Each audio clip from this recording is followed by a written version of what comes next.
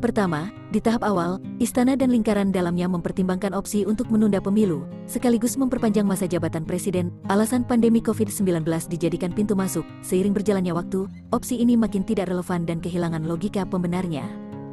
Kedua, masih di tahap awal, segaris dengan strategi penundaan pemilu, sempat muncul ide untuk mengubah konstitusi guna memungkinkan Presiden Jokowi menjabat lebih dari 2 periode. Opsi ini cepat tenggelam karena tidak mendapat dukungan dari parpol yang sudah bersiap maju dalam Pilpres 2024.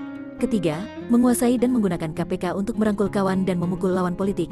Keempat, menggunakan dan memanfaatkan kasus hukum sebagai political bargaining yang memaksa arah parpol dalam pembentukan koalisi Pilpres. Strategi ketiga dan keempat ini disebut memperalat hukum sebagai instrumen dalam strategi pemenangan Pilpres 2024. Kelima, jika ada petinggi parpol yang keluar dari strategi pemenangan, maka dia beresiko dicopot dari posisinya. Sudah menjadi fakta, seorang pimpinan parpol digeser, salah satu alasannya karena diketahui beberapa kali bertemu dengan bakal calon presiden yang tidak disenangi Jokowi. Keenam, menyiapkan komposisi hakim Mahkamah Konstitusi untuk antisipasi dan memenangkan sengketa hasil Pilpres 2024. Sebagai bagian dari memanfaatkan hukum dalam pemenangan Pilpres, maka Jokowi paham benar peran strategis MK sebagai pengadil dan pemutus akhir pemenang Pilpres 2024.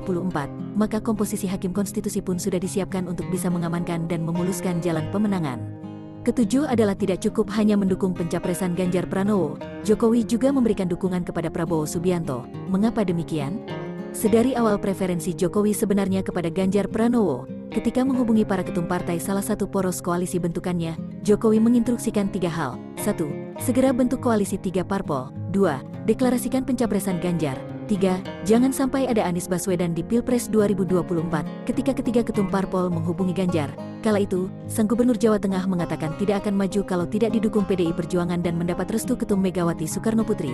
Jawaban Ganjar tersebut dilaporkan kepada Presiden Jokowi. Beliau menjawab, "Baiklah, biar nanti saya yang akan berbicara dengan Ibu Mega." Sejarah kemudian mencatat, Megawati Soekarnoputri akhirnya memilih Ganjar ketimbang Puan Maharani. Pilihan awal beliau, Jokowi berhasil melaksanakan misinya. Kedelapan, Jokowi adalah membuka opsi mentersangkakan Anies Baswedan di KPK. Ini sudah menjadi rahasia umum terkait dugaan korupsi Formula E. Meskipun opsi ini semakin kehilangan momentum, namun belum juga menghilang dari opsi Jokowi. Kesembilan adalah mengambil alih Partai Demokrat melalui langkah politik yang dilakukan Kepala Staf Kepresidenan Muldoko. Kita sama-sama paham bahwa Muldoko telah dan terus berusaha mengambil alih Partai Demokrat. Terakhir diajukan upaya peninjauan kembali ke Mahkamah Agung. Jika dimenangkan, maka Demokrat akan dikuasai Jokowi, dan dapat dipastikan, Anies akan kehilangan dukungan Partai Mercy, dan terancam tidak mendapat tiket pencapresan.